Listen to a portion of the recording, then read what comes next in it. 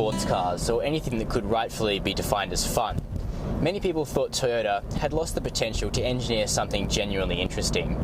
But with this, the 86, all of those qualities which Toyota displayed with the Celica, Supra, MR2, and particularly the AE86, which this car takes its name from, have returned in spades. The 86 is a pure budget sports car, which takes the form of a two-door coupe. There's a naturally aspirated 2-litre 4-cylinder petrol under the bonnet, which produces 147 kilowatts at a mighty 7,000 RPM, and a more modest 205 newton meters of torque at a lower 6,600 RPM. The 86 is a beautifully balanced and engineered car with a weight distribution of 53 to 47, which is almost perfect. And this, combined with its low centre of gravity, makes the 86 a very fun car to throw into the corners. In addition, it's undoubtedly an attractive vehicle, particularly when you look at it from the outside. It's a coupe characterised by sleek and sharp lines, which run the entire length of its bodywork. Additionally, we found its no-frills approach to be genuinely positive. There's no additional weight on this car to detract from the fun driving experience. The story of how the 86 came to be is a genuinely charming one. In 2009, when Akio Toyoda inherited the presidency of the company, the 51-year-old thought about how he could use his Nürburgring racing experience to re-inject some soul into a company that seemed to have forgotten how to produce a sports car. And in a secret collaboration with fellow Japanese maker Subaru, and working in concert with his chief engineer Tetsuya Tada, Akio Toyoda has created in the 86 a very interesting car that returns Toyota to the years of old. The value proposition that the 86 makes is truly exceptional.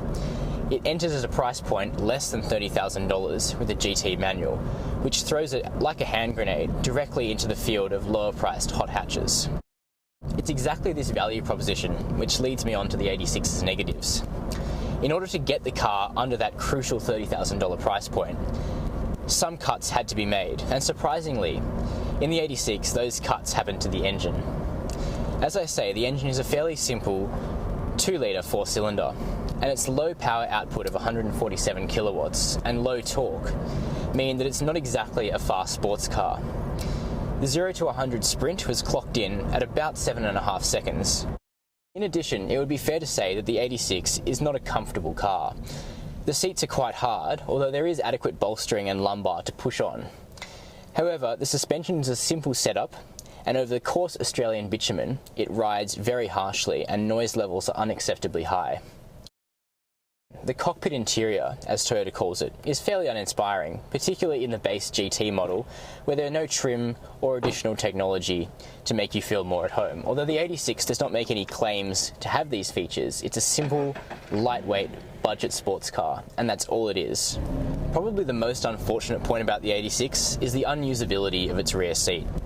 Toyota markets the car as a 2+2, but in our experience, the rear seat is more of a parcel shelf than an actual passenger compartment. When I tried to cram a mate and his surfboard into the back, he found the circulation to his legs cut off quite quickly. So for very short trips or for very small people, you might find that the rear seat will do, but in our experience, consider this car a 2-seater only. This short list of negatives does very little to detract from what is a very positive and enjoyable car to drive. The amount of feedback that you can take as a driver from the 86 is exceptional. It's a return to the pure and simple sports cars of days gone past. There's no additional technology to distract you. There's no fancy double clutch automatics to do the work for you. You do everything in the 86, and it feels fantastic to do it. We love this car, and we think that if you've got $30,000 burning a hole in your pocket and you don't much care for practicality, you should definitely check it out.